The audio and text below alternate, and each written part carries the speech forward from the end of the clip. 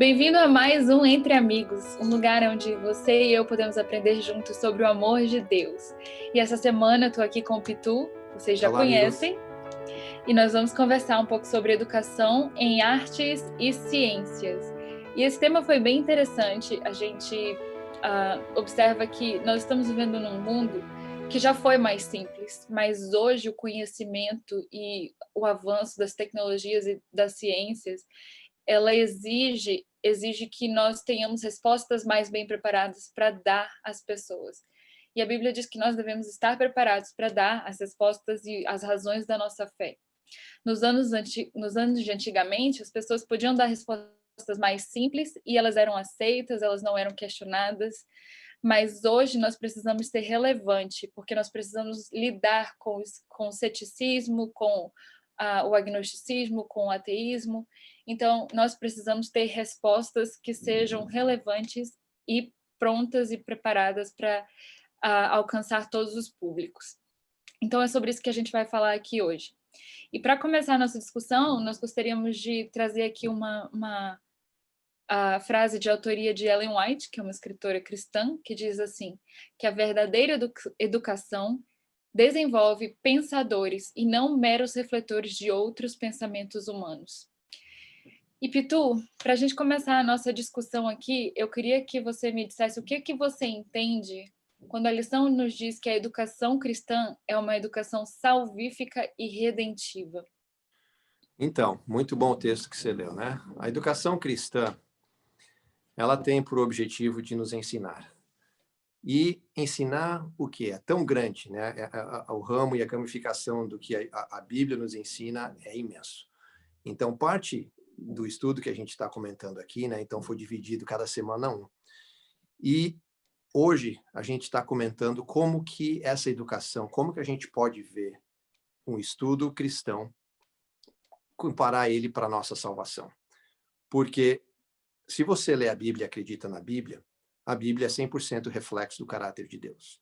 Então, se você acredita nisso, você sabe que Deus criou o universo, criou esse mundo, criou a natureza. E quando a gente vê a natureza, por consequentemente, a gente também vê o reflexo do caráter de Deus ali. Dessa maneira, quando a gente estuda e analisa e vê a grandeza de como foi criado, da riqueza dos detalhes, e como foi possível seguir todas as leis de uma forma que é incrível, que encaixa. Não tem como não ser, né? Indo da força da gravidade, ou até indo no espaço, as coisas que são gigantes e as coisas que são microscópicas. E infinitamente para ambos os lados, que a gente vai para o universo e é infinito, não vê o fim, e a gente daí vai para dentro e vê, né, na molécula, no átomo, no elétron, no núcleo, lá no núcleo, né, esses detalhes, e vai indo e parece que não acaba de todos os lados. Como que pode ter isso ser criado de uma forma que foi por acaso? Então, para mim, isso faz muito sentido quando eu vejo a natureza e eu vejo a criação, eu vejo dessa forma também o caráter de Deus. Isso é o que faz parte para mim. E, por consequentemente, como a gente está no mundo de pecado, estamos aqui para não ficar, para ir para o céu. Então, é de uma forma salvífica, porque eu acreditando que existe um Deus criador, um Deus redentor que está aqui e que nos ama e o objetivo é nos levar para o céu, a natureza reflete isso para mim, para me ajudar a entender o amor de Deus. É bonito como ele não deixou a oportunidade de que as pessoas não o conhecessem, né? Porque vai ter pessoas que nunca tiveram contato com a Bíblia, mas ele deixou digitais dele e pequenas impressões dele na natureza, em toda a parte da criação, como você estava falando aí, desde o átomo, das coisas mais minúsculas até as coisas maiores do universo. Quando você pensa sobre isso e sobre a complexidade das coisas e dos sistemas e cada parte do nosso corpo, os nossos olhos, os nossos sistemas internos, não é possível que quando você para pensar como tudo funciona tão perfeito, você ache que isso seja obra do acaso e não tenha propósito nenhum. Então é bem legal. E inclusive isso que você falou me lembrou de Romanos capítulo 1, verso 18 a 21, que fala que mesmo nas coisas da criação, Deus se manifesta e é possível conhecer Deus na criação. e que não vai haver desculpa para a gente dizer que Deus não existe, porque ele se deixou evidente aí para todo mundo ver, né? Então, bem interessante. E isso aí que a gente estava falando sobre o conhecimento pelo conhecimento, se ele não te levar a se ele não te levar a uma forma diferente de viver, ele realmente não trouxe para você nenhum benefício. Então, eu acho que ela é salvífica e redentiva também, no sentido de que ela nos ensina e nos prepara a tomar decisões, a saber distinguir o certo do errado e, Exato. e ter esse conhecimento cristão nos prepara perfeitamente para isso. E eu queria complementar o que você está falando, porque algumas vezes eu já conversei com algumas pessoas sobre religião, porque tem a ideia de que eles falam, Deus aceita você da forma que a gente é. Então, não importa como eu sou, não importa da forma que eu me visto, do que eu faço, Deus vai aceitar do jeito que eu sou. Sim, concordo completamente. Deus aceita da forma como a gente é e como você está falando. Só que aí tem a transformação.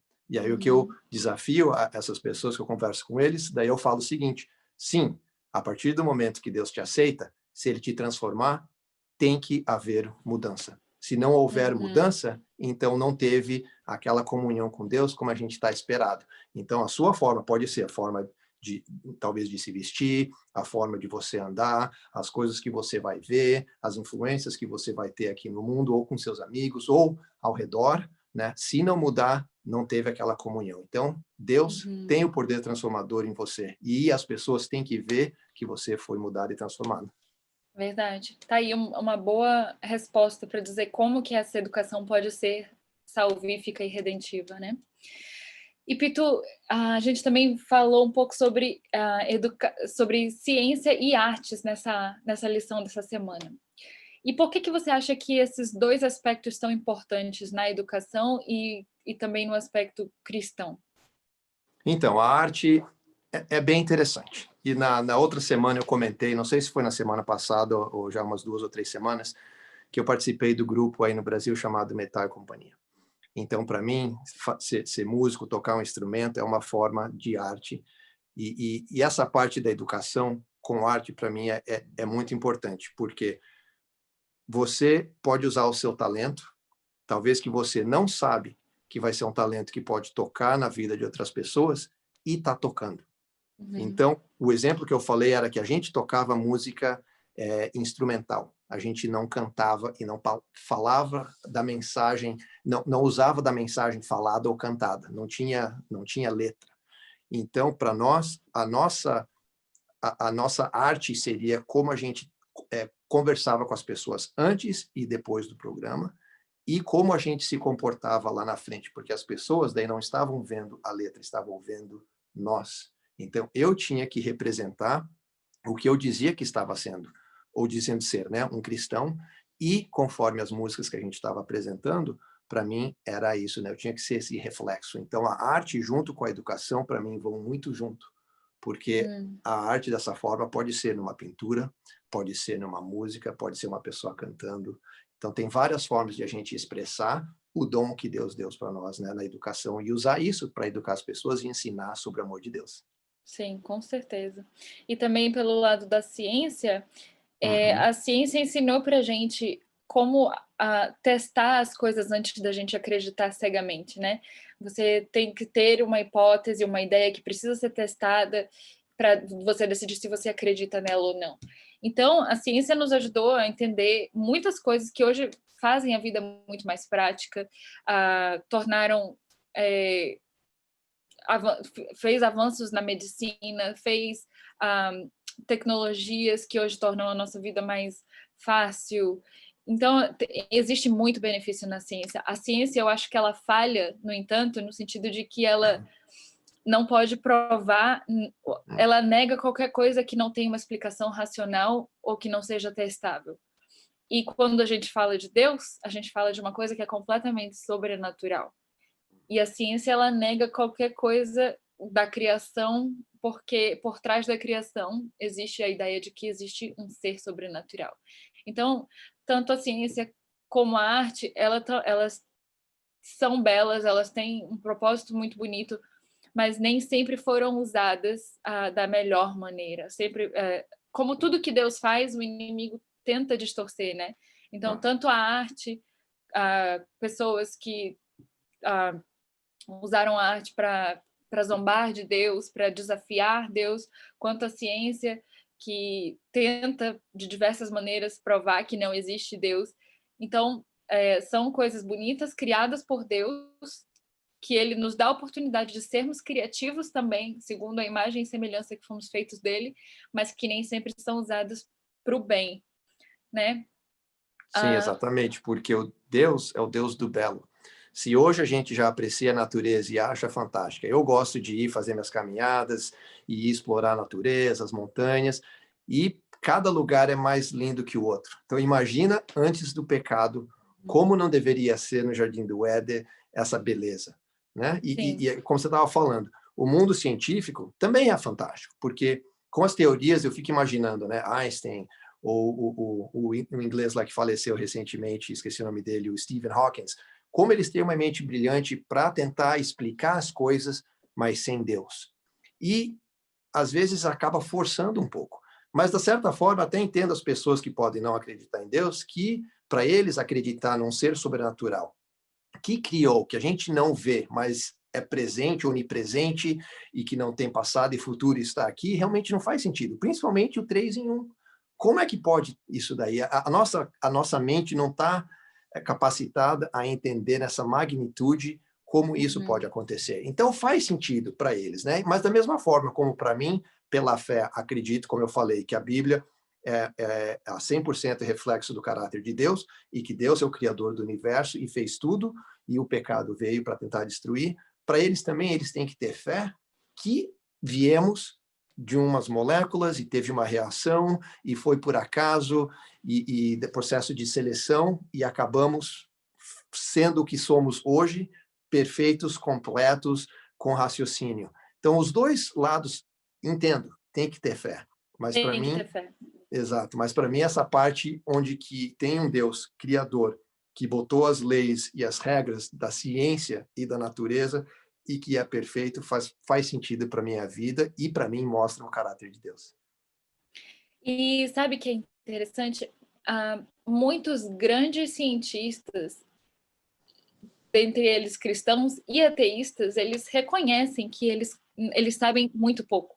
Porque quanto mais eles se debruçam sobre o conhecimento de alguma coisa, eles percebem que ainda tem muito, muito, muito, muito mais para aprender sobre aquilo. Então, eu acho interessante que muitos cientistas, eles reconhecem que eles são limitados e eles, inclusive, os cientistas assim que muito, muito renomados falam que eles não podem nem dizer que Deus não existe, porque eles não têm a capacidade de provar.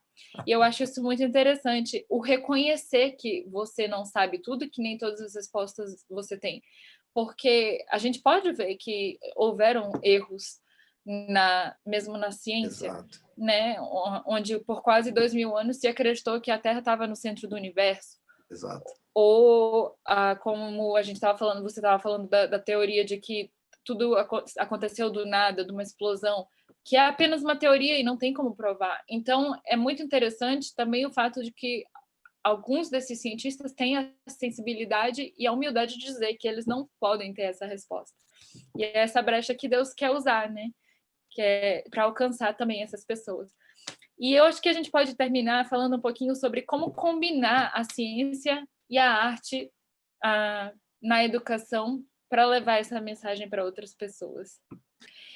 Eu acho bem interessante dizer que Deus fez cada pessoa individual e, por mais que ele não possa ser provado por uma ciência, ele deseja provar-se a si mesmo individualmente para cada um.